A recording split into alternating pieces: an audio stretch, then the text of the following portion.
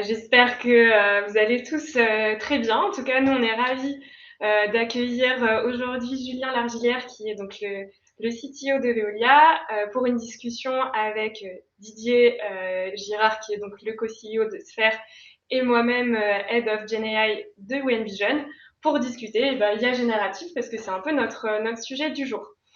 Donc la session va commencer par une petite introduction à de quoi on parle quand on parle d'IA générative, vraiment très brève. L'idée étant que derrière on puisse passer un maximum de temps à échanger avec des questions à Didier et Julien. On vous invite également à rentrer toutes vos questions dans le Q&A et donc pas dans le chat de l'application. Ces questions seront posées à la fin de la session. On choisira celles qui auront le plus de votes et si besoin, on reviendra vers vous ultérieurement pour répondre à des questions complémentaires. Donc, je vous propose de démarrer avec quelques chiffres clés et quelques informations sur l'IA générative, de quoi on parle. Donc, on parle en fait d'une sous-catégorie des technologies d'IA qui va générer du contenu, des images, du texte, des datas, grâce donc à des technologies qui sont au final le fruit d'une évolution. Je vous ai mis une petite frise sur laquelle en fait vous voyez que en fait dès les années 60, il y avait des premiers programmes informatiques qui généraient du texte. On pense notamment au chatbot Elisa qui mimait un psychothérapeute. Mais la grande révolution date en fait de 2017, ou en tout cas l'évolution majeure technologique date de 2017. C'est la création des Transformers, c'est un papier qui a été publié par Google. Et puis très récemment, donc en novembre dernier, l'explosion de l'adoption autour de ChatGPT a vraiment mis l'IA générative sur le devant de la scène. Donc une adoption, vous voyez, qui s'est fait beaucoup plus rapidement que beaucoup d'autres applications, si on compare même à un TikTok ou à des applications comme Google Translation. On a vraiment eu une atteinte tout de suite des 100 millions d'utilisateurs extrêmement rapide. Et cet usage qu'on peut faire dans la vie privée de ChatGPT, en fait, pose des questions sur l'usage en entreprise. On va revenir dessus tout à l'heure. Quand on pense à l'entreprise, qu'est-ce que l'IA générative peut apporter à l'entreprise? On a 4 domaines, 4 fonctions dans l'entreprise qui sont particulièrement touchées. On va avoir tout le domaine autour de la vente et du marketing avec de l'automatisation, de la personnalisation de contenu. On a le domaine de la création de nouveaux produits. Avec de la modélisation accélérée, avec de la génération de vidéos, de contenu. On va avoir également tout le domaine du service client qui est particulièrement impacté avec de l'interaction client personnalisée. Et enfin, c'est un peu le sujet sur lequel on va focuser aujourd'hui, le domaine du développement logiciel, qui est donc parmi ces fonctions particulièrement touchées. On observe déjà en fait des gains de productivité qui ont été mis en évidence à travers une étude de GitHub et de son outil Copilot, qui est donc un assistant au code. En fait, GitHub a mis en évidence qu'avec l'usage de cet outil, il y avait un gain de productivité de 56%, c'est-à-dire qu'un développeur mettait 56% moins de temps pour réaliser une tâche, en moyenne, bien entendu. Cette étude-là, elle est aussi corroborée par une étude qui a été sortie par McKinsey récemment, qui met en évidence un gain projeté de 30% environ de productivité sur les fonctions du développement logiciel. Donc voilà, pour remettre un petit peu de contexte, pour planter un peu le décor de la journée, on va maintenant passer sur ces interactions. Donc je vous rappelle, n'hésitez pas à poser vos questions dans le Q&A et non pas dans le chat. Alors je vais commencer par donc Julien. Julien, je rappelle, qui est le CTO de Veolia, du groupe Veolia. Alors peut-être, Julien, est-ce que tu peux nous expliquer comment Veolia a pris en main en fait sa stratégie autour de l'IA générative? Comment ça s'articule avec la stratégie du groupe? Ok. Bonjour à tous. Alors, il est vrai, comme Marie signifiait en novembre 2022, ChatGPT pour le plus grand nombre s'ouvre, et c'est une technologie connaissait, mais qu'on a identifié du coup très rapidement accessible pour le plus grand nombre. Et il est vrai que en discutant au sein de Veolia, entre collègues, on voyait qu'il y avait pas mal d'intérêts et d'usages qui étaient lancés, donc ChatGPT et d'autres. Hein, enfin, il est vraiment en avant, mais des outils d'IA générative. Il y en a à peu près une trentaine qui sortent par semaine et qui s'appuient ou non en fait sur ChatGPT. Mais il y a plein d'autres modèles. Mais il est vrai qu'on a vite identifié des limites d'usage, dans le sens où les versions publiques, dans le monde de l'entreprise, il fallait qu'on adresse très rapidement la notion du legal, enfin de savoir et d'avertir et d'acculturer l'ensemble des collaborateurs et des différentes parties prenantes pour acculturer et prévenir que lorsqu'on utilise pour des données business ce type de solution, ça enrichit le modèle public. Donc nous sommes une grande société, Veolia, 220 000 collaborateurs, sans rentrer dans le détail, 43 millions de chiffre d'affaires, 3 business lines, donc sur l'eau, l'énergie, les déchets, et une entreprise qui est depuis très longtemps data-driven. Donc on a quand même une masse distribuée de data. Ces dernières années, nous avons travaillé à monter en fait un réceptacle pour rendre cette donnée sécurisée et intelligible pour le plus grand nombre, avec une stratégie dans un premier temps de faire de l'analytique avancée, d'avoir des use cases de prédictifs aussi en s'appuyant sur ces data. Et arrive cette bulle dans la bulle de l'IA, qui est le GenAI, qui permet de répondre et qui est quelque chose qui va apporter de la valeur et quelque chose aussi de différenciant dans nos métiers. Donc, on revient 6 mois en arrière, on part de zéro, on voit bien un peu l'écosystème qui va très très vite. Et il était important de partir en point de départ, de travailler à l'acculturation, donc de faire ce qu'on appelle chez nous des position papers. Donc c'est aussi de partager au plus grand nombre et d'expliquer ce qu'est GenAI, parce que tout le monde en parle, mais c'est pas juste ChatGPT. Donc d'avoir quelque chose d'assez verbeux, mais qui permet d'acculturer le plus grand nombre, donc que ce soit au niveau des collaborateurs de la DSI dans laquelle je travaille, mais aussi des collaborateurs du métier, pour bien comprendre en fait de quoi on parle, d'où on vient, les différents modèles, et de mettre aussi vraiment un point d'honneur sur la prévention aussi des collaborateurs et comment on doit utiliser ces outils dans le monde de l'entreprise. Donc, s'en est suivi un position paper sur la partie legal. Donc, dans le monde de l'entreprise, pour mettre des réserves sur ne pas partager des données confidentielles, des données business, ne pas générer du contenu à partir de data sources qui sont propres à l'entreprise sur un outillage public, parce qu'aujourd'hui, même ChatGPT, on peut prendre un abonnement, mais ça reste quand même l'enregistrement du modèle à des fins publiques. Donc, 6 mois plus tard, là, nous sommes en train de monter cet environnement cloisonné qui garantit en fait la data privacy dans notre écosystème. Et nous sommes du coup en train de travailler sur différents use cases avec un premier focus pour éprouver les outils, les process et tout cet écosystème sur les populations de la DSI, donc les développeurs dans un premier temps, non pas pour les rendre, j'aime pas le terme assistés, mais augmenter. Parce que c'est vraiment la volonté. Aujourd'hui, GenAI peut aussi apporter pas mal de valeur sur la génération de code, à des fins aussi de cybersécurité, de détecter dans du code ce qu'on appelle des credential leaks. Donc, c'est-à-dire quand il y a des identifiants qui sont très importants dans l'entreprise, on peut les détecter pour sécuriser les environnements. On peut générer des cas de tests, enfin tout un tas de choses qu'on peut intégrer même dans la chaîne de vie, dans toute chaîne CI/CD, la configuration jusqu'au déploiement. Et l'ambition, du coup, c'est d'arriver en cette fin d'année à avoir l'ensemble des collaborateurs développeurs et architectes de l'entité de la DSI de Veolia qui deviennent augmentés. Ok, merci Julien. Peut-être un petit mot sur comment WeInvision vous accompagne dans cette démarche-là aujourd'hui. Oui. Alors, donc on a commencé ces échanges il y a à peu près 6 mois maintenant.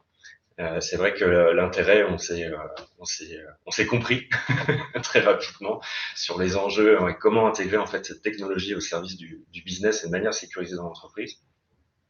Et donc, on a travaillé un programme qui va se jouer jusqu'à la fin d'année, voire même après, pour acculturer l'ensemble un grand nombre de collaborateurs avec ce qu'on appelle des personas, en fait, du développeur avancées, aux managers et acculturer aussi les comités de direction et les COMEX à travers différentes masterclass qui vont avoir lieu, dont la première est demain, d'ailleurs avec l'ensemble une bonne partie des développeurs de la DSI, et ça va s'inscrire dans la durée avec des notions de certification, de choix de tooling, de hackathon, de pit stop qu'on va jouer aussi pour partager pas mal d'initiatives et de retours d'expérience sur cette approche-là.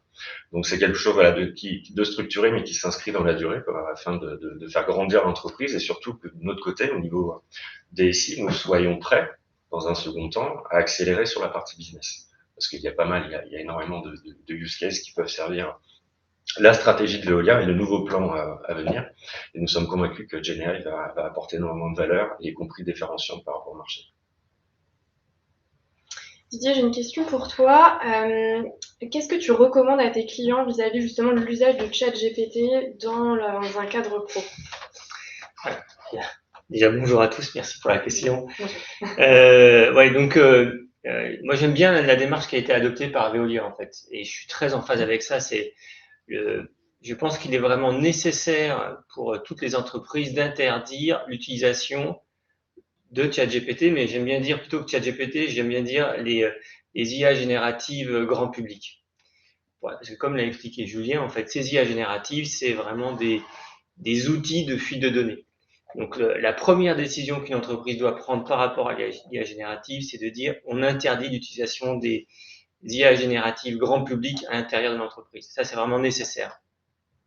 C'est nécessaire, mais c'est pas suffisant. C'est-à-dire que simplement interdire l'utilisation de ces IA génératives, en fait, quelque part, ça veut pas dire que finalement, les salariés d'une entreprise ne vont pas les utiliser, puisqu'elles sont accessibles de partout, depuis les téléphones portables ou à la maison, etc. Et donc, il est aussi très important d'accompagner justement les salariés et d'offrir, un petit peu comme le fait Veolia, des outils alternatifs qui vont permettre aux salariés d'une entreprise de bénéficier de ce gain de productivité très important qu'amènent ces IA génératives. Donc, un, il faut interdire, et deux, il faut réfléchir à comment est-ce que finalement on est capable de proposer des IA génératives d'entreprise à destination des salariés. C'est un peu les deux facettes en fait de l'approche qu'il faut adopter face aux IA génératives.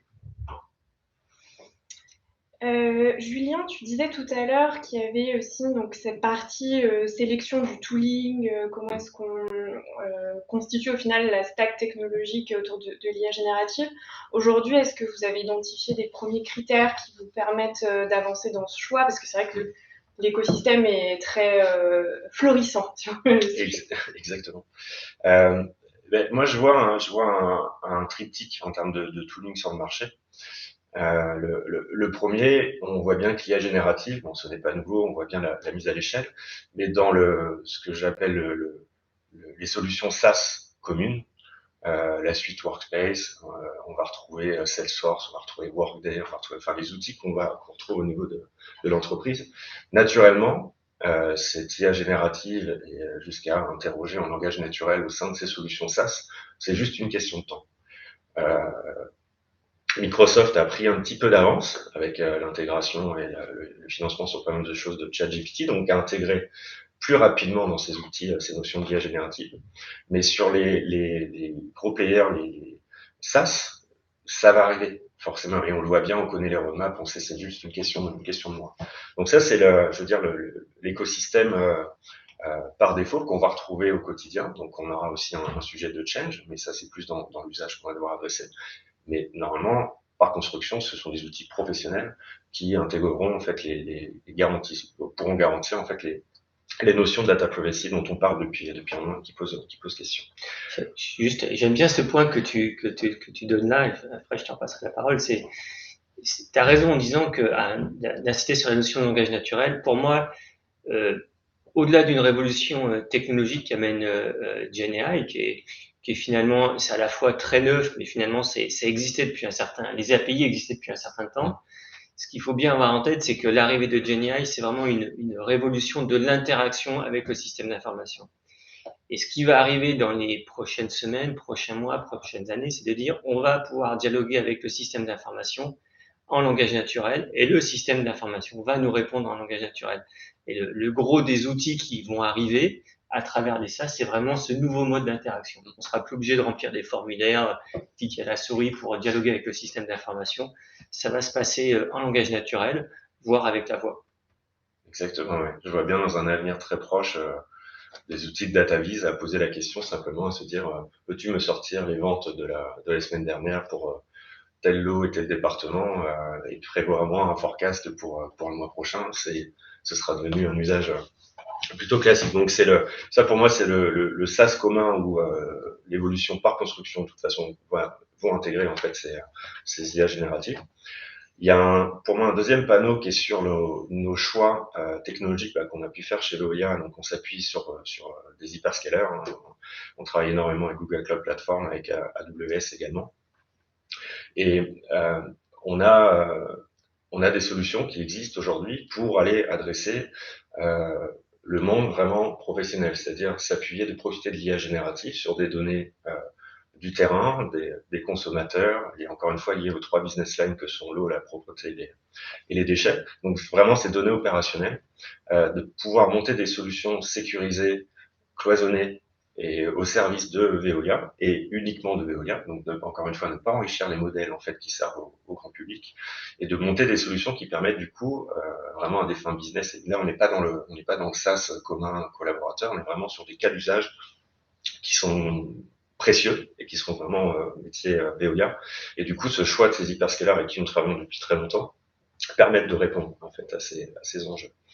Et il y a pour moi le troisième panneau, que lorsqu'on est vraiment dans du spécifique, il y a aussi toutes ces notions d'IA générative, mais même d'IA de manière générale, mais de rentrer un peu dans une démarche open source. Il y a aussi pas mal de moteurs ou de modèles en fait qui permettent aujourd'hui d'être à disposition. Je pense qu'il y en a un qui est très connu, c'est GameFace. Je pense que tout le monde le connaît aujourd'hui. Et c'est vrai que c'est pour moi en fonction des use cases et des typologies de persona et de business, de s'appuyer sur ce tableau, ce triptyque en fait de 3 possibilités couvrira la majorité des use cases que nous avons identifiés et les use cases de demain, parce que c'est un monde qui va très vite et naturellement à l'usage on découvrira aussi de nouveaux usages à forte valeur pour l'entreprise. Pour aller dans ton sens par rapport donc, au modèle open source, je pense aussi que ce qui est intéressant avec ces modèles-là, par anticipation, c'est qu'aujourd'hui, ce sont ceux qui se rapprochent le plus du cadre de conformité de l'AI Act, qui va être clairement un sujet plutôt 2024, mais qu'il faut déjà anticiper. Voilà, il y a une étude récente qui a été réalisée par Stanford qui montre qu'aujourd'hui, ce sont les modèles open source et notamment les modèles de GameFace qui répondent le mieux aux critères qui sont pour l'instant connus de l'AI Act. Je pense que pour aller dans cette direction, moi j'aime bien faire le parallèle entre. Donc c'est vrai quand on parle de GenAI ou de d'IA générative, souvent en fait dans nos métiers, et ce qui va être très utile pour l'entreprise, c'est une typologie particulière de ces modèles qu'on appelle les LLM.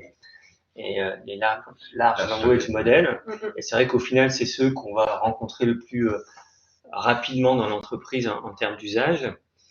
Et j'aime bien faire le parallèle entre les LLM et puis les compilateurs. C'est-à-dire qu'il y a quelques dizaines d'années, en fait, une entreprise, pour avoir un bon compilateur, elle l'achetait. Et finalement, les compilateurs, maintenant, plus personne n'achète un compilateur parce qu'on a des très bons compilateurs qui sont disponibles en open source. Je pense que le monde des LLM va suivre exactement cette voie. Actuellement, pour avoir un bon LLM, quelque part, la solution de l'acheter, d'en prendre un manager, c'est la bonne solution parce que ça permet d'avoir des choses qui sont vraiment en termes de R&D vraiment à jour. Mais je pense que assez rapidement, on va avoir des LLM open source qui n'auront pas à pâlir des LLM managés et que donc on va pouvoir s'approprier ces LLM pour construire nos applications. Et du coup, la valeur pour moi, elle n'est pas tellement dans le LLM. La valeur présente, elle est dans le LLM, mais la valeur future, elle est dans comment est-ce qu'on arrive à construire une architecture solide et comment les hyperscalers qui nous entourent nous proposent les bons outils pour utiliser ces outils qu'on va trouver sur l'étagère assez rapidement. Est-ce que justement, peut-être qu'on peut faire un petit arrêt sur image sur justement l'architecture un peu cible, macro? Je ne sais pas si à la régie, on peut avoir notre... On a prévu un petit slide pour expliquer ça. Ouais, donc il y a donc jusqu'à maintenant, on a parlé de LLM pour aider le développeur à être plus productif. En gros, c'est un peu ça. Et donc, c'est vrai que c'est toute une génération d'outils qui sont en train d'arriver, qui vont intégrer l'environnement de développement et qui vont vraiment faciliter le travail du développeur au quotidien. Ça, c'est le premier axe de l'usage de l'IA générative. Le deuxième axe, c'est de dire, finalement, mes utilisateurs me demandent d'intégrer au sein de l'application de l'IA générative, donc un LLM, de manière à augmenter la puissance de mon application. Et en fait, c'est pas simplement je prends un LLM et puis je l'intègre et puis c'est fait. En fait, c'est pas que ça. Tout de suite, il faut penser architecture. Et ça va remettre au cœur de la construction de ces applications de nouvelle génération les architectes. Et donc sur ce slide-là, je vous présente un petit peu une ébauche de qu'est-ce que doit être une solution, une application basée sur un LLM. Donc d'abord, l'IHM qui est en train, enfin l'UX qui est en train d'émerger pour discuter avec une IA générative, c'est le chat. Je pense qu'on a tous envie finalement c'est un peu pour moi le succès d'OpenAI à ce niveau-là, c'est pas tellement la puissance de leur technologie, mais c'est l'UX qu'ils ont proposé, c'est je peux dialoguer avec une IA, je lui pose des questions, il me répond, je raffine ce qu'il me propose, et du coup, ce mode de dialogue, je pense, va s'imposer. Donc, c'est la première partie, c'est le GUI qui va arriver dans ces applications. C'est d'abord principalement une application de chat, et il y a déjà des acteurs qui se positionnent pour proposer des solutions dédiées à la construction simplifiée de ces outils de chat. Je précise, GUI, Graphic User Interface, donc l'interface graphique IHM, l'interface machine, je me permets. Derrière, en fait, quand on discute avec son IA générative, en fait, tout le dialogue va être récupéré par un orchestrateur, qui va être en gros l'outil qui va décider de qu'est-ce qu'on fait du message que l'utilisateur vient nous envoyer. Et cet orchestrateur, il va bien sûr discuter avec un LLM pour demander des réponses. Mais en fait, ce qu'il faut savoir, c'est que dans une entreprise, les données qui sont au sein de l'entreprise, elles sont pas directement intégrées dans le LLM. Et donc, en fait, pour pouvoir répondre correctement, le LLM va devoir s'appuyer sur une base de connaissances. Donc, l'orchestrateur, la première chose qu'il va faire, c'est qu'il va aller chercher dans une base de connaissances les documents qui sont susceptibles de répondre à la question qui est posée. Et après, il va soumettre la question qui provient de l'utilisateur avec les documents issus de la base de connaissances au LLM pour que le LLM propose une réponse qui est cohérente par rapport à la question. La structure qui est en train d'émerger pour stocker cette base de connaissances, c'est ce qu'on appelle des bases de données vectorielles. Donc, je ne vais pas rentrer à moins que vous le souhaitiez. Tu as des exemples peut-être de VectorDB en tête Oui, il y en a plein. Il y a par exemple Face c'est une technologie qui a été pensée par Facebook, qui est disponible en open source. Il y a sinon un éditeur, un mode manager qui s'appelle PyCon, qui est en train d'émerger. Il y a aussi des solutions qui arrivent chez les hyperscalers. Donc dans Vertex AI, qui est la solution de Google, il y a aussi maintenant une base de données vectorielle qui est proposée. Donc juste en 2 mots, ce que c'est qu'une base de données vectorielle, c'est on va représenter un texte par un vecteur. Un vecteur comme ce qu'on a vu en 4e quand on apprenait les maths. C'est ni plus ni moins que ça. Simplement, au lieu d'être un vecteur en 2 dimensions quand on faisait des maths de 4e, c'est un vecteur qui est à une dimension, peut-être 1000 dimensions. Donc on représente nos textes sous la forme d'un vecteur. La question arrive. On représente cette question sous la forme d'un vecteur et après on va chercher la similarité entre le vecteur question et tous les vecteurs qu'on a de notre base de texte et on extrait finalement les vecteurs de notre base de texte qui sont similaires à la question pour les soumettre au LLM. L'intérêt de faire ça, c'est que derrière on peut appliquer des règles de gouvernance et ça va être très important dans l'architecture. Bien évidemment, quand un utilisateur va poser une question, si c'est le PDG de la boîte ou si c'est un salarié, j'aime pas trop le terme, mais lambda qui pose la question, au final, on peut s'attendre à ce que l'application ne réponde pas à la même chose, à la même question.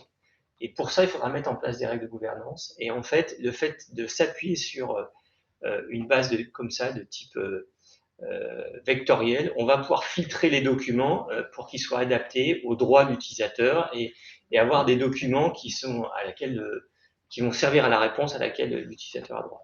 Donc ça, c'est aussi très important, c'est-à-dire que il faut mettre en place une architecture et tout de suite va arriver les sujets de gouvernance de la data, de quels documents on a accès, est-ce qu'ils sont de qualité, est-ce que la personne a droit d'y accéder. On doit aussi amener des choses de type sanitaire, c'est-à-dire qu'on ne va pas pouvoir poser n'importe quelle question au LLM, et donc il va falloir filtrer les questions qu'on pose. Et aussi, il y a le côté sanitaire en sortie, c'est-à-dire que les documents, les réponses qui sortent, il faudra aussi les scorer de manière à vérifier qu'elles respectent les règles de l'entreprise. Est-ce que c'est aussi, selon toi, une manière de répondre à l'enjeu de l'hallucination autour qu'on voit pas mal apparaître dans les questions? Enfin, vous pouvez répondre tous les deux, hein, mais... Non, oui, mais pour rebondir sur les propos de Didier, c'est vrai qu'il y a la gouvernance de la data, la maturité en entreprise de cette gouvernance à rendre des données propres et intelligibles et avoir cette couche aussi d'habilitation, c'est-à-dire sur qui a le droit d'accéder à telle ou telle donnée.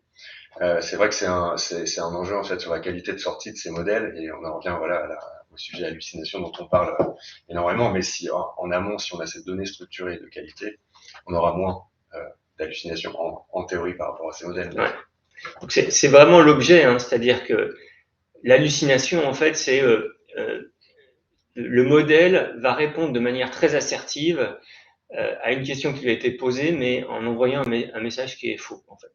Donc, tout le monde peut tester ses hallucinations, c'est assez simple. Vous allez sur une IA générative grand public, vous lui dites, fais-moi ma bio. Il va vous sortir une bio qui est exceptionnelle par rapport à ce que vous êtes. Mais en fait, c'est simplement une hallucination, c'est-à-dire qu'il a imaginé ce que pouvait être une bio, en fait. Mais c'est pas la vôtre. Et vous dites, waouh, franchement, c'est très valorisant comme bio. Et là, justement, dans le cas d'une IA générative pour entreprise, il faut absolument éviter ça. Et donc, le fait de s'appuyer sur une base de connaissances, on va pouvoir contraindre le LLM à répondre dans un espace fermé en lui disant la réponse que tu dois apporter s'appuie sur les documents que je t'ai mis en entrée uniquement sur eux.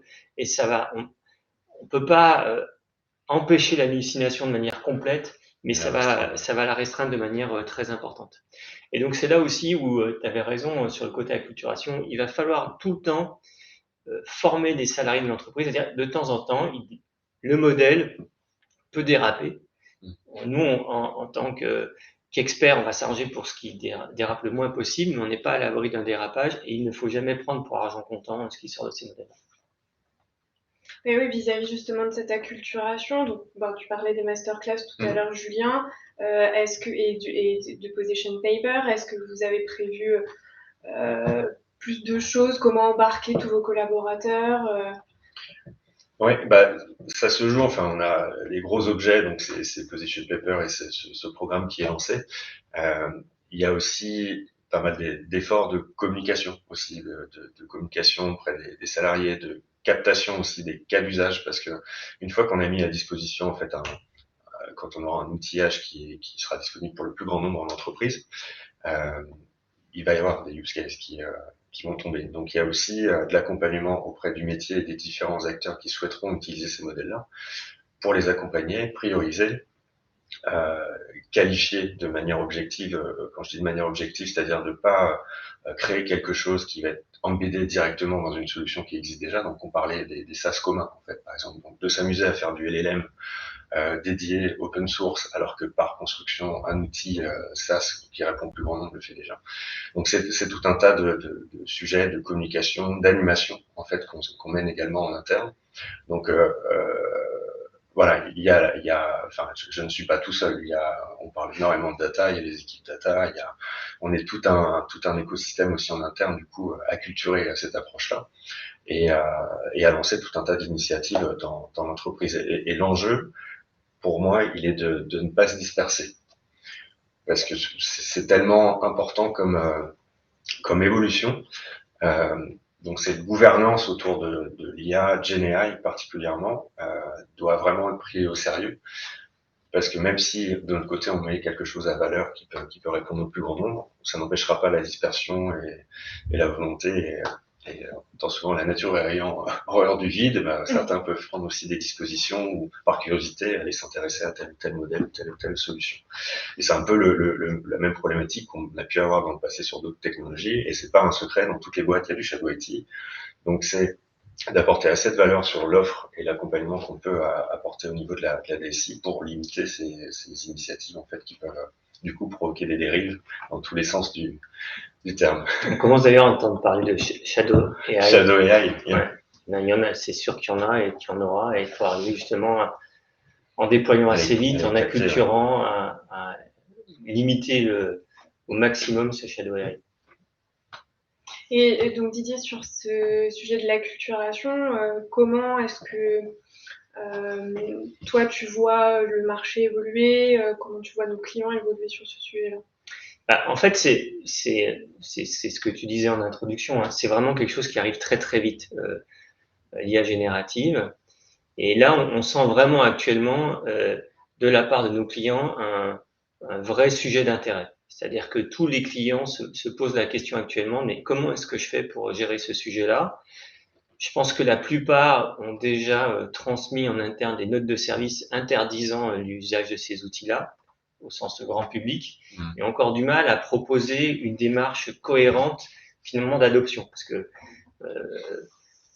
c'est pas le tout, c'est ce que je disais, hein, c'est nécessaire d'interdire les IA génératives grand public, mais il faut absolument accompagner par ailleurs l'entreprise dans cette mouvance, parce qu'elle arrive, elle est inéluctable. On ne pourra pas empêcher l'IA générative d'arriver dans les entreprises, parce qu'elle amène des gains de productivité très importants, comme tu l'as dit. J'aime bien l'approche qu'on a co-construite avec Veolia en disant, finalement, les premières personnes à acculturer, ce sont sans doute les DSI et entre autres les développeurs. Pourquoi? Parce que rapidement, d'abord, c'est une population qui a l'habitude d'adopter des nouvelles choses. Parce que c'est vrai que ça fait des années qu'en permanence, il y a des nouvelles technologies à maîtriser. Donc, c'est une population qui est quand même assez compatible avec le fait qu'on est en mouvement permanent, et qui du coup assimile ces nouvelles choses de manière assez... enfin, voilà, ils sont assez compatibles avec ce mouvement-là. Et puis, par ailleurs, c'est aussi une population où on sait que les outils sont assez matures et que les gains vont être affichables assez rapidement. Donc, ça permet pour une entreprise d'afficher les premiers succès. Par ailleurs, c'est important que cette population, quand des métiers vont venir les voir pour leur dire, ben, moi, j'aimerais faire utiliser l'IA générative et j'ai pensé à ce scénario, ben, que cette population soit suffisamment mature pour dire ce que ton idée, elle est bonne ou quelque part, elle est inadaptée à ce qu'est capable de faire la technologie.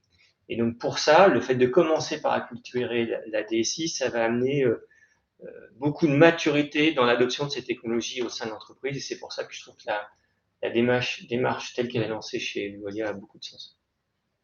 Ok, peut-être qu'on peut donner un exemple de comment se déroule une masterclass pour les développeurs. Ouais. À quoi ça correspond? Au niveau des développeurs, donc l'idée, c'est pas non plus de rentrer dans des programmes de formation qui durent des semaines. Il faut être assez pragmatique et l'idéal, c'est-à-dire, il y a ces nouvelles choses qui arrivent et c'est à vous-même d'imaginer quels sont les scénarios d'usage qui vont vous aider à être plus productif. Donc voilà un petit peu comment est-ce qu'on a imaginé cette journée. D'abord, c'est présentation de l'IA générative, de ses forces, de ses faiblesses, du cadre légal. En gros, quelque chose d'assez générique sur l'IA générative. Ensuite, on passe dans un moment d'idéation pour dire finalement, dans votre quotidien, qu'est-ce que vous imaginez, comment vous imaginez pouvoir utiliser l'IA générative par rapport à ce qu'on vient de présenter. Donc ça, c'est en gros, la matinée se déroule dans ces deux phases-là. Et puis après, derrière, l'après-midi, c'est mise en pratique. Donc on va mettre à disposition des outils d'IA générative à destination des développeurs. Et soit ils vont expérimenter ce qu'ils avaient imaginé dans la matinée, ou on a proposé aussi toute une série de scénarios, de mise en situation. On dit finalement dans cette situation, l'IA générative peut être utile et essaye de fixer le problème qu'on te pose de manière productive en utilisant l'IA générative. C'est un peu ça l'idée.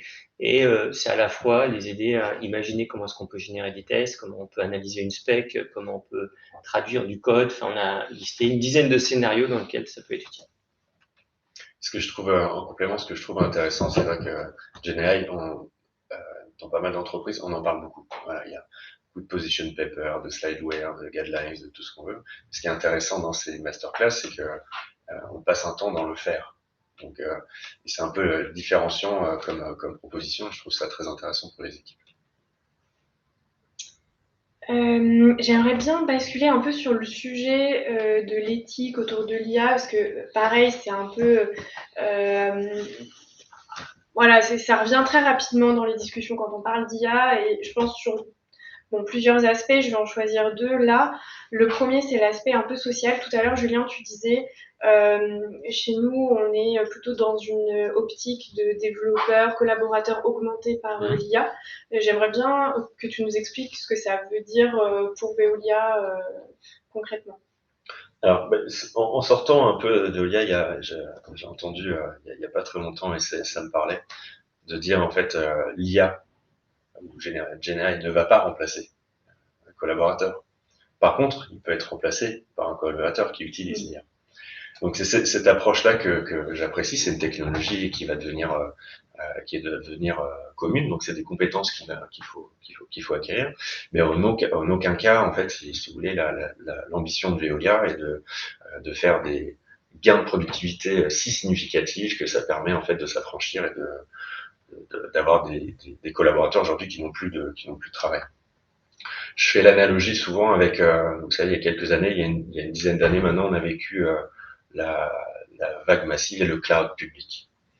Le cloud public, si on le prenait de la même manière, on pouvait se dire, bah, tout ce qui est de l'ingénierie système, tout ce qui est je veux dire, du data center, des gens dans mes équipes, j'avais des gens qui allaient changer des barrettes de mémoire, des alimentations sur des baies de stockage, des choses comme ça. Donc la première crainte, se dire avec le public, on s'affranchit de tout ça, et ses collaborateurs, qu'est-ce qu'on en fait. Donc je pense que l'IA générative va aussi changer, alors de par le changement des usages, et certainement avoir des gains significatifs de productivité lorsqu'on déploie à l'échelle dans l'entreprise, mais ça va aussi permettre de créer de nouveaux métiers, des contenus créatifs, enfin qui n'existent peut-être pas aujourd'hui. Donc on va gagner certainement sur le régalien. Enfin, pour moi, on va gagner sur le régalien en termes de productivité, ce qu'on fait déjà, mais ça va créer énormément de choses qu'on ne connaît pas forcément encore aujourd'hui, et qui seront aussi des critères et apports de valeur pour l'entreprise sur des nouveaux contenus qui n'existent pas aujourd'hui, qui peuvent servir à des fins décisionnelles, à des fins de marketing, à des fins de croissance, donc moi je suis hyper confiant. Naturellement, c'est un peu comme le Lego, et on parlait de data privacy, c'est un truc à prendre vraiment au sérieux, mais c'est pas quelque chose qui va réduire les effectifs de 50%, je ne crois pas du tout.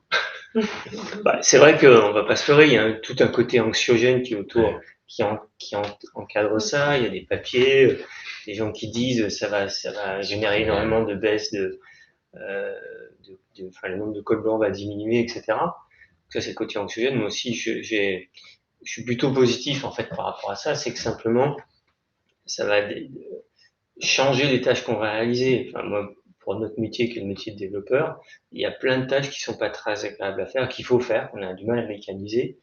Et pour le coup, les IA génératives, il y a on va pouvoir sous-traiter à l'IA plein de sujets qui sont finalement pas très fun à faire. Et ça va nous aider à nous concentrer sur d'autres sujets, créer d'autres valeurs.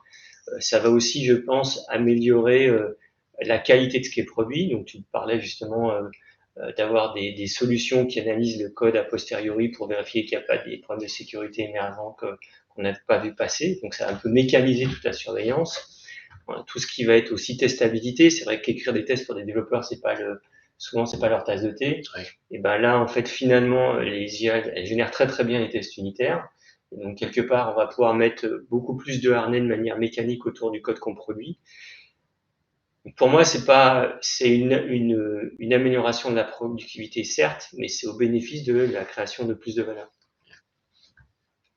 Et donc, je parlais d'un deuxième volet, et je m'adresse à toi encore, Julien, parce que Veolia, voilà, c'est l'entreprise qui est au service de l'environnement. Et l'IA générative suscite aussi beaucoup de questions par rapport à sa consommation, d'énergie, par rapport, voilà, il y a des traductions qui ont été faites sur l'empreinte carbone de l'entraînement des modèles versus des allers-retours en avion, voilà. Comment est-ce que Veolia justement adresse ce sujet-là et se positionne vis-à-vis de cette problématique? Bien, vous savez, enfin, de manière générale, au sein de Veolia, on a une stratégie embarquée déjà sur la data et sur le cloud. On fait preuve d'une grande frugalité. On mesure déjà l'ensemble de nos assets et de nos clouds, nos applications, et on a leur équivalent carbone. On sait voilà, ce que l'IT pèse. Même si on prend le complet, je veux dire l'empreinte carbone globale de Veolia, l'IT, enfin que ce soit après sur les scopes 1, 2, 3, ça reste quand même tout petit. Après, c'est vrai que l'IA générative, c'est l'entraînement des modèles. C'est hyper consommateur. L'entraînement est hyper consommateur, mais aujourd'hui, les modèles sont quand même matures et entraînés. Donc, ils vont s'enrichir. On va être davantage dans de l'incrémental au fur et à mesure, mais on n'est plus dans le Big Bang. Voilà. Donc, pour moi, il y a un consommé déjà qui a été réalisé en amont. Aujourd'hui, c'est des choses qu'on va pouvoir aussi, l'enrichissement des modèles qui soient chez nous chez les hyperscalers ou que ce soit l'open source, des choses comme ça, en termes de compute, de CPU, de GPU, c'est des choses qu'on peut mesurer aujourd'hui. Donc naturellement, il y a une approche chez Veolia, c'est pas de GenAI pour GenAI, c'est-à-dire c'est pas d'en mettre partout, mais c'est d'utiliser GenAI au plus juste et au juste nécessaire. Ne pas partir dans des dérives en fait d'usage qui n'auraient pas de sens, même si les plateformes aujourd'hui, si on ne met pas en place un contrôle, on ne met pas en place des quotas, on ne met pas en place un suivi, y compris au sens je fais le lien avec le FinOps parce que c'est étroitement lié. Généralement, on peut faire le lien entre le FinOps et la partie sustainability et empreinte carbone. Donc, c'est des trucs, des contrôles des usages qu'on va mettre également en place pour pas que les choses partent dans le décor et qu'on n'utilise pas du GenAI à foison pour des choses qui ont peu de valeur pour l'entreprise. Après, il y a aussi par rapport à ce sujet, hein, j'aime bien ta réponse, Julien, et après, pour quelques précisions. L'open source est une vraie solution, quelque part, puisque on va entraîner un modèle, on va le redistribuer de manière libre, et du coup, énormément d'acteurs vont pouvoir l'utiliser. Et donc, du coup, quelque part, mutualiser les coûts d'entraînement à travers l'open source, je pense que c'est une solution qui est intéressante et qui va arriver. Comme je le disais, un LLM, ça va devenir quelque chose de finalement sur étagère et à terme, plus personne n'entraînera son propre LLM. Et le deuxième sujet aussi, là où on a l'impression qu'on va rentrer dans une ère où un LLM va faire de plus en plus de choses, c'est plutôt l'inverse qui est en train de se passer et on rentre plutôt dans une ère où on va plutôt avoir des LLM spécialisés pour des tâches. Et l'idée, c'est justement là où c'était la course au nombre de paramètres qu'un LLM avait et la base qui a servi à l'entraîner était de plus en plus conséquente. La voie inverse est en train d'émerger. On cherche justement maintenant à avoir des LLM de plus en plus petits et de plus en plus efficients, à la fois dans l'entraînement, mais aussi dans la consommation qui est générée lors des réponses. Donc c'est vraiment ces deux voies-là que je vois qui vont amener de la frugalité dans cet espace-là. Et je suis en 100% d'accord avec ce que tu as dit, Julien, sur la sélection aussi des cas d'utilisation pour vraiment le concentrer sur des usages qui ont de la valeur et ne pas démobiliser aussi les utilisateurs, parce que c'est ce qu'on a vu beaucoup autour de l'IA, pas nécessairement générative, mais il y a quelques années, on l'a un petit peu utilisé sur des cas d'usage parfois gadgets qui, au final, ont plus amené à démobiliser les entreprises sur ces technologies qu'à les motiver et à vraiment maximiser les gains et la valeur. Peut-être en conclusion, ce qui m'intéresserait d'avoir, c'est un peu vous, les 2-3 facteurs clés de succès, selon vous, d'une démarche d'IA générative en entreprise. Je commence par toi, Julien, du coup.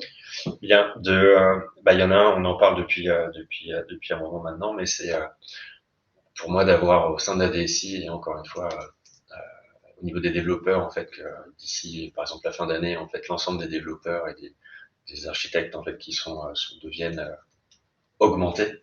Ça, pour moi, ce sera un vrai facteur, un premier facteur de succès. Il y en a un second qui pour moi, me tient à cœur, et parce qu'il y a, si vous voulez, dans le cadre de la raison d'être de Veolia, avec pour ambition de devenir leader de la transformation écologique sur les différents piliers dont je vous ai parlé. On a des applications aujourd'hui, par exemple, il y en a une qui s'appelle e-tracking, qui permet en fait de mesurer l'efficience énergétique des bâtiments. Et pour moi, le facteur clé de succès, ce serait d'intégrer en fait dans ces outils, dans ces produits qu'on met à disposition sur le marché. Alors d'une part de l'IA, et puis rentrer aussi dans une démarche, je veux dire proactive, à faire du forecast en fait sur ces consommations et ces dérives, mais d'intégrer aussi en termes d'expérience utilisateur et d'UX au sein de ces solutions et d'interroger de manière en langage naturel en fait de demander des conseils sur la baisse de consommation énergétique, de proposer un plan de décarbonation, des choses comme ça, mais d'intégrer pour moi des outils dans des piliers qui sont stratégiques de Veolia. Je veux dire par exemple sur la dépollution, décarbonation, préservation de la ressource, qui sont les piliers stratégiques en fait de Veolia, d'intégrer en fait cette approche-là d'IA, et particulièrement d'IA générative, pour moi ce serait un vrai facteur de succès. Et le troisième succès pour moi, ce serait que ce soit vraiment intégré, que je veux dire, dans les mœurs de l'entreprise et des collaborateurs. Donc je parlais tout à l'heure aussi en introduction, on a pas mal d'outils SaaS, par exemple du AI en fait qui va être intégré sous peu sur la partie workspace. Naturellement, ça va entraîner un change et de mesurer en fait l'intérêt de ces solutions-là et la productivité associée. Pour moi, ce serait hyper intéressant également. Mais je mets quand même un focus sur le mapping en fait de ce que peut apporter GenAI sur le plan stratégique de Veolia et de ce que peut apporter GenAI en fait sur la transformation écologique. J'adore la question en fait. Nous-mêmes, on n'a pas envie d'être le cordonnier qui est mal chaussé. Donc, du coup, on s'est posé nous-mêmes la question qu'est-ce que pouvait être le succès du déploiement de l'IA générative au niveau de Sphère? Et l'objectif qu'on s'est fixé, donc notre fiscal, nous, le démarre au 1er juin. Et donc, on aimerait qu'au 31 mai 2024, donc dans un an, en fait, l'ensemble des salariés utilisent des IA génératives pour leur geste métier quotidien. Que ce soit bien sûr les ingénieurs dans les équipes de dev, mais les équipes marketing, le commerce, le recrutement, la DAF, enfin, il faut que tout le monde. Et pour ça, finalement, ce que l'on déploie chez Veolia, qui est un programme d'acculturation à l'utilisation de l'IA générative, c'est aussi des choses qu'on a employées chez Sphère, de manière à ce que tout le monde connaisse ces outils et sache ce qu'il peut faire de ces outils et ce qu'il ne peut pas faire et ce qu'il ne doit pas faire de ces outils-là. Donc, ce sera un succès pour nous si au 31 mai 2024, tout le monde quotidiennement utilise ces outils-là. Ok, on va peut-être passer aux questions de l'Assemblée. On va prendre celles qui ont peut-être le plus de... Est-ce que prompt engineer pourrait être un métier à part entière? Si oui, est-ce que Sphère ira dans cette direction? Alors, j'adore la question. J'adore la question parce que quand j'ai commencé avec l'IA générative, donc j'ai commencé à jouer, à prompter il y a plus d'1 an. Et moi, je faisais ça de manière très artisanale. Et puis finalement, je me dis, faire un prompt, c'est du bon sens. Et à un moment donné, les gens ont dit, ouais, il va y avoir des prompts ingénieurs. J'ai dit, franchement, prompt ingénieur, ça sert pas à grand chose. Quelqu'un de malin, il arrive à sortir des bons prompts. Et en fait, à un moment donné, j'ai été face à des cas où il y a le fait de dire je prompte pour moi.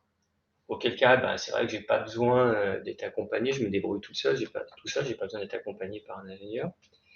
Et après, le fait de dire, je vais créer des prompts qui vont intégrer une application, et ces prompts, ils doivent être suffisamment solides et génériques pour répondre à n'importe quelle question d'un utilisateur.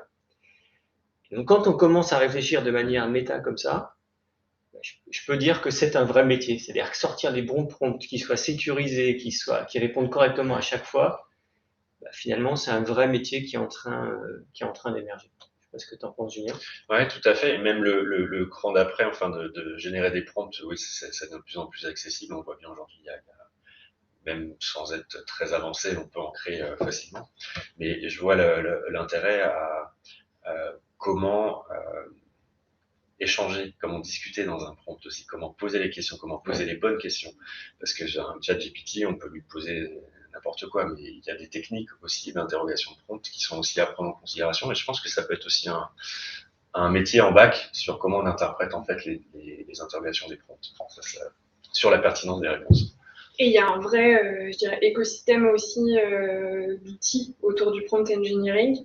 Je pense notamment, c'est un sujet qu'on a aussi pris en compte dans l'étude qu'on a créée autour des outils, donc nos TechWave, hein, il y a GenAI pour les devs qui analyse aussi ces outils de prompt engineering et qui existent sur le marché. D'ailleurs, je vous recommande de regarder cette TechWave sur les GenAI. Tu l'as parcouru? Ouais, c'est top. C'est vraiment top. Merci.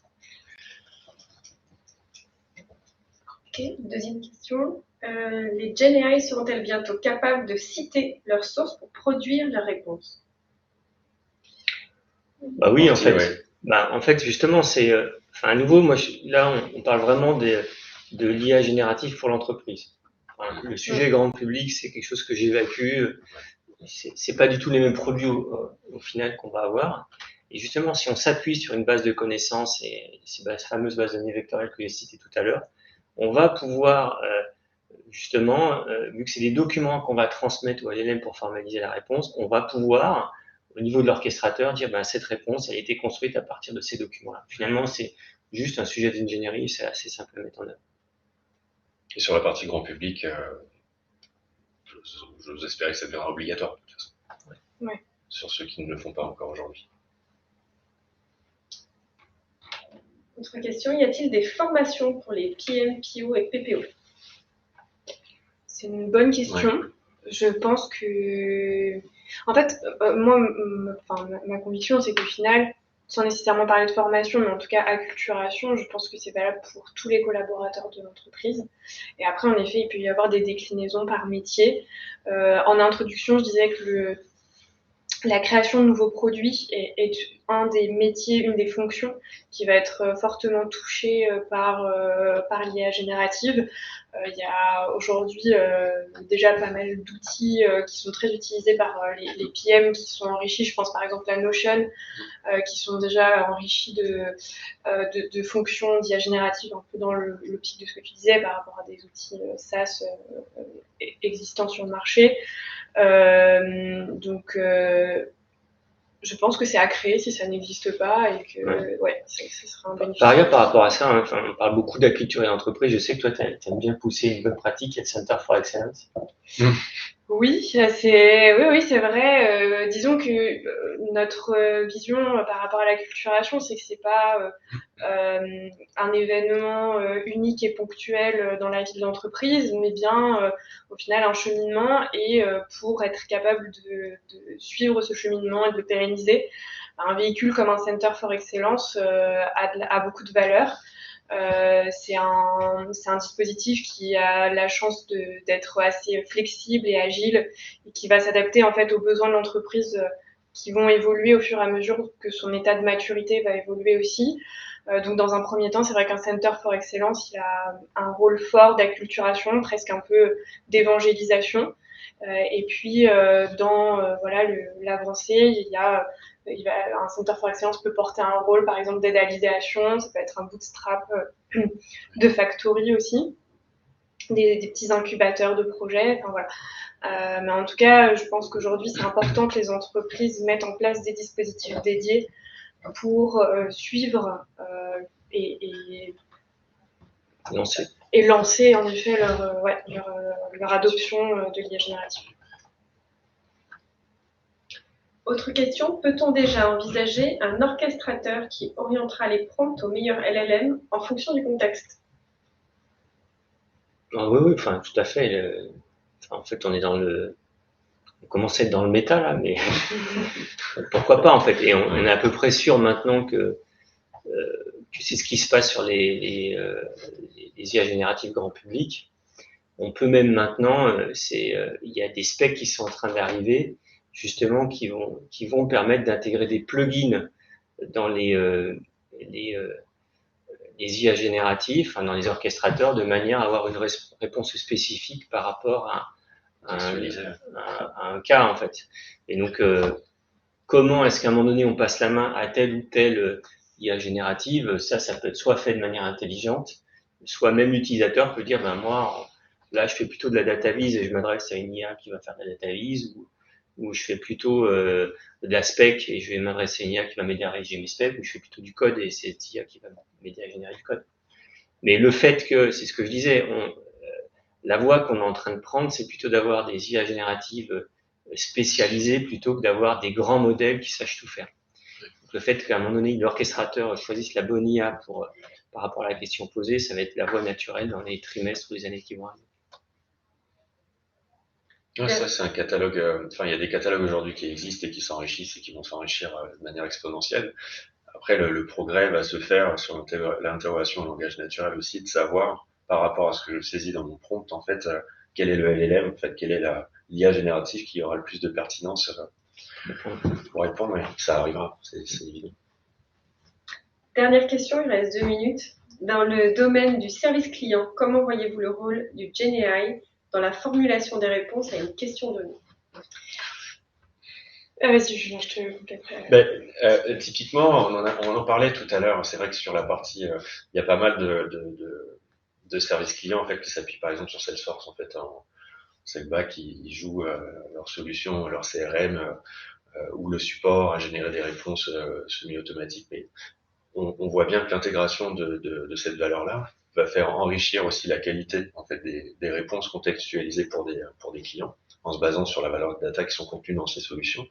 Et naturellement, ça aidera à qualifier et à présenter aussi en termes de présentation, en termes de contenu, en termes de rapidité d'exécution aussi de réponse et de prise en considération du coup indirectement des problématiques clients. Et moi, je suis convaincu que ça apportera aussi beaucoup de valeur et ce sera un critère différenciant. Vous savez, aujourd'hui, dans le service client, il y a la notion de NPS qui est aussi sur la qualité client et je suis convaincu en fait que GenAI intégré dans ces outils va faire monter d'un cran, les entreprises qui choisiront cette technologie.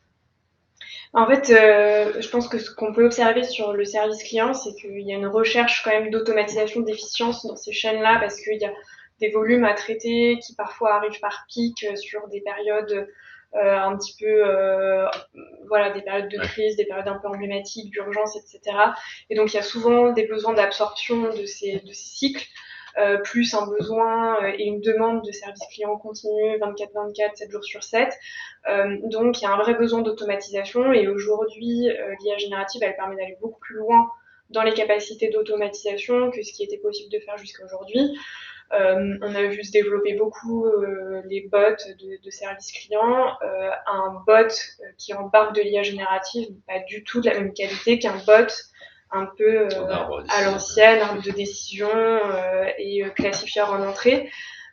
Ceci étant dit, extrêmement important de mettre en place ce que Didier a décrit tout à l'heure sur cette application d'entreprise avec du LLM parce que un des enjeux clés, ça va être de s'assurer que la réponse qui est donnée au client rentre bien dans la charte de l'entreprise parce que en fait une réponse à un client qui dévie un petit peu de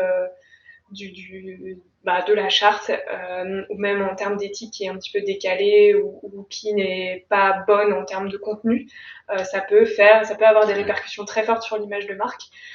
Donc je pense que en termes de stratégie d'adoption, se concentrer d'abord sur des use cases plus tournés vers l'entreprise et l'augmentation de la productivité en entreprise a l'avantage de limiter les risques et de se forger aussi de l'expérience, du savoir-faire, des convictions sur la mesure de la pertinence des réponses, même dans le cadre de l'IA générative. Et bon, dans le cadre du service client, on peut aussi imaginer des cas d'usage plus tournés vers les conseillers. Il y a beaucoup de choses qui ont été faites autour de la next best action. Voilà, je pense que l'IA générative peut aussi apporter beaucoup de ce point de vue-là. Ouais, moi, juste pour conclure, ce que j'ai envie de dire, c'est que c'est un monde qui bouge beaucoup. Et nous, on s'est mis un défi chez We Envision et Sphere, c'est de publier toutes les 6 semaines une nouvelle version de notre TechWave. Et donc c'est un défi parce qu'on sait que ça bouge tout le temps et que c'est difficile de se tenir à jour. Donc nous, on a des équipes qui en interne font une surveille de manière très importante de tout ce qui se passe. Et l'idée, c'est de toujours proposer un document à jour et de qualité. Donc la première version est sortie la semaine dernière. L'idée, c'est qu'on sorte une nouvelle version pour fin juillet. Elle est déjà en cours de route, donc il y a déjà eu des modifications par rapport à la version actuelle. Donc n'hésitez pas à télécharger ce document et la page que vous voyez là sera toujours mise à jour avec la dernière version. Voilà. Merci beaucoup à tous. Je pense qu'on peut conclure ici. Merci. Très bon après-midi. Merci. Au revoir. Merci, au revoir.